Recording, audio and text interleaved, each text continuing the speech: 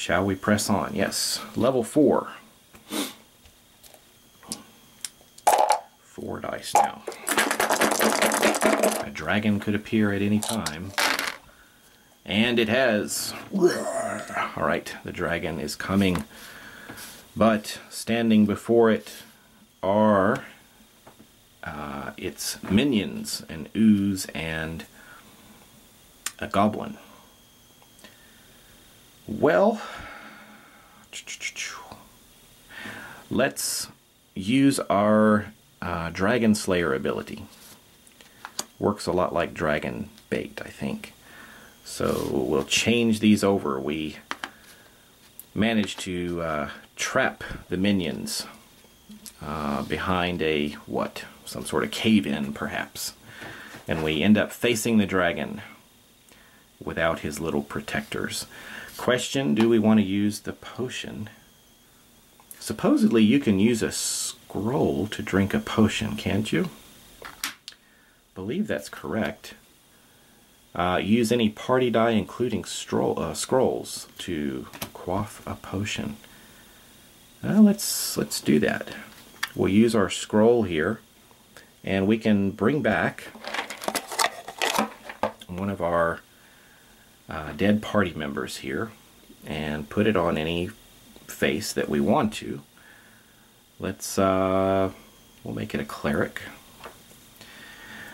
Alright, we're facing the dragon and we need to do battle. If I use the ring of invisibility, I can sneak past the dragon, but I don't get any experience for the kill because I didn't kill it. By the way, didn't we just drink a potion? I think I can drink this one as well.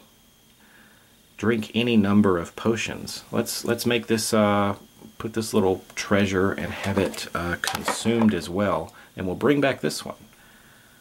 So what shall we make this one? We don't have any rogues. Why don't we just do that? So we got our full party now, but we need to fight the dragon, and I need 2 party members to kill the dragon. So let's take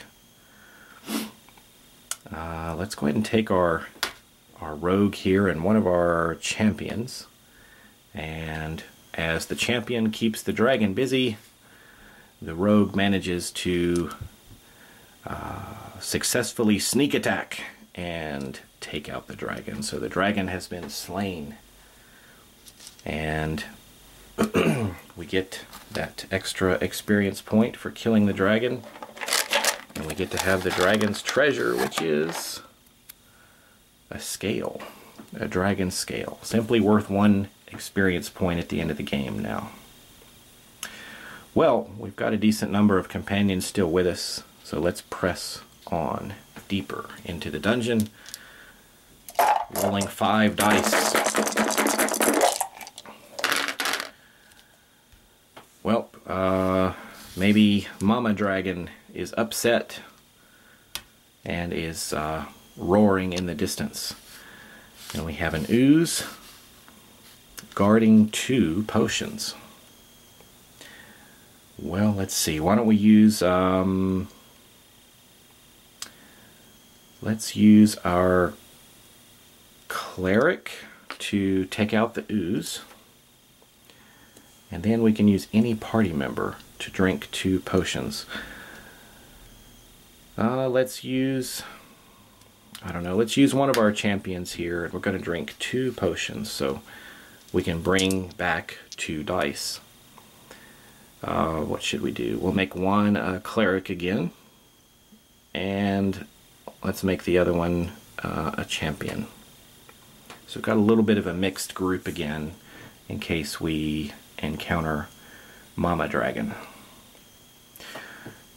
Moving forward, we're trying to go down to level 6. I think this is the farthest or the deepest in the dungeon I've been. Now, we're into a situation here where I have 1, 2, 3, 4, 5 dice, but 2 of them are held up with dragon faces. And I think in such an instance, those remain, and I just roll what I have. Once again, if I got that wrong, please let me know. chests and oozes. That's not too bad. To eliminate, you know, we could make it a dragon. No, we can't. We can't make it a dragon. We already used our ability. Alright, let's kill these dragon oozes with our frost spell. And we'll just freeze these guys solid. So they're gone. And let's use a champion as a rogue or a thief to open up both of these chests. So let's see what goodies we find inside. I'm going to get 2 tokens. We have a potion and another scale. Actually, another scale is not too bad. That's going to double their value. So instead of 1 by itself, it'll be 2 and 2. That's going to be worth 4. And I don't think that stacks. I think it's a pair of scales. So I guess if I found a third scale, maybe it would be maybe only worth 1. I'm not 100% sure about that. But so that's a question I have. Let's say I have 2 scales, and then if I found another scale, would that be 4, and then another scale would be 5? Would that be 5 experience points or points at the end of the game? Let me know about that if you happen to know yourself and don't mind helping instruct me on that. So we've done level 6. Let's go as far as we can. Let's go ahead and go down to level 7. We're still only rolling the dice that we have.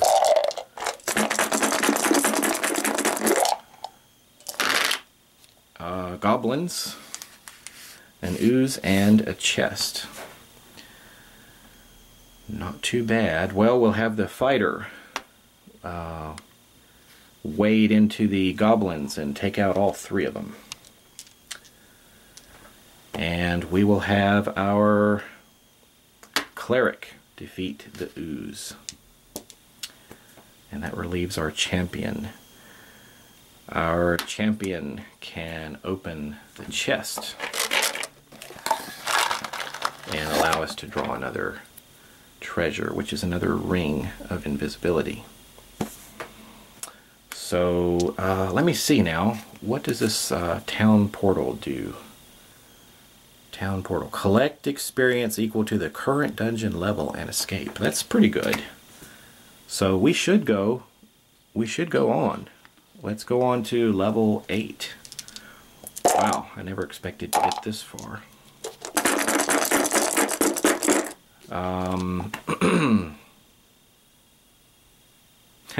I don't have anybody to do anything with, do I? Dragons. A dragon appears. Monsters appear. And a chest. Well, we don't have any way that I see of manipulating those monster dice. So I think it's time to get out. We will use our town portal and escape the dungeon, but we still get the XP for that level. So that's going to add 8 more points. So we'll put a 5 and then a 3 over here. And I think it's time to score now. Let's see how our Dragon Slayer did. 5, 10, that was a 5, 10, 15, 16, 17, 18, 19, 20, 21, 22, 23, 24, 25, 26, 27, 28, 29. 29 points if I played that correctly. 29 points. How does that measure up? In the back of the booklet here, you can kind of see how well you did. Oh, I just missed getting 30 points and being a champion. I am a seasoned explorer, so 29 points, seasoned explorer. I guess that's pretty good. Well, final thoughts. Well, Dungeon Roll, what did I think? Well, that was a surprisingly good little game. Lots of different choices and strategies you can try. Sure, lots of randomness due to all the die rolling, but still, combined with leader abilities and the magical items and such, I was surprised at how much was in there. When I did play this with my wife last night, and we played one quick game, she was also, as a very casual gamer, she was also a little overwhelmed with the number of choices that she could make. And I think that came from when we pull out a big board game with all these components and pieces, she expects complexity. But with such a small box with a few components like this, she didn't expect it to be as complicated as it was. So for her, it would take her maybe 2 or 3 games before she would have a real good grasp of everything. And as you saw in my video, I'm not even sure if I did everything correctly on my first solo game here. Using this in one of my classes, I think the complexity level would be a bit high for them. They are studying, really beginner stuff, and probably what I would do is make some modifications to make it even simpler. So I might keep the experience point part, keep the die rolling as it is, but maybe until they get a hang of it, I may not use the character cards and abilities, and I might not even use the treasure tokens. Instead, if they're supposed to get a treasure, I might give them a experience point instead. So anyway, I'll play around with it and see.